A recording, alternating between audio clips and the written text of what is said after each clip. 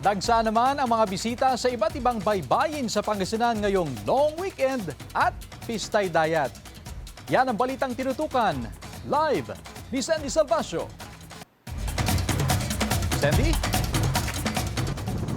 Chris, bagamat kanselado yung ilan sa mga aktibidad na para sana sa selebrasyon ng Pistay Dayat ngayong araw ay hindi nito naapektuhan yung bilang ng mga tao na dumarating dito dahil patuloy pa rin ang pagdagsa ng mga bisita para makiisa sa nasabing selebrasyon.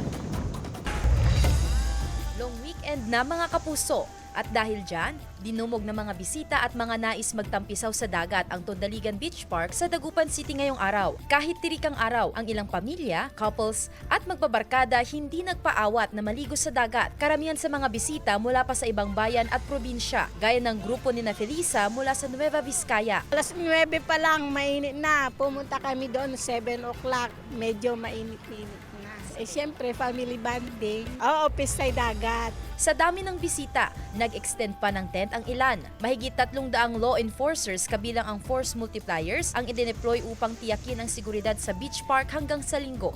Sa police lang po, mga 125 po yung nakadeploy.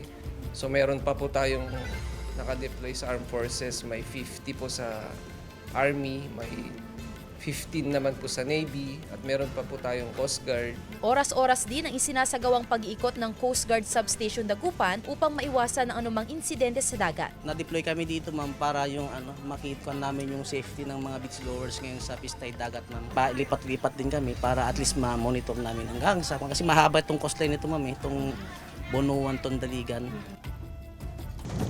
Chris, kahit na mainit yung panahon ngayong araw na pumalo pa sa 43 heat index ayon sa tala ng Pag-asa Dagupan City ay hindi nito naapektuhan yung pagdating ng mga tao lalo na sinasamantala nila itong long weekend. At maliban dyan, binisita nga natin itong Binmali Baywalk at yung Lingayen Beachfront at napansin natin na nakadeploy na yung 23 enforcers kabilang dyan yung Philippine Coast Guard at yung PDRRMO para siguraduhin yung kaligtasan ng ating mga bisita. Maliban kasi sa pagtampisaw dito sa dagat, isa rin sa sadya ng mga bisita itong pag-food trip dito sa may food strip sa may Lingayen Beachfront. Chris?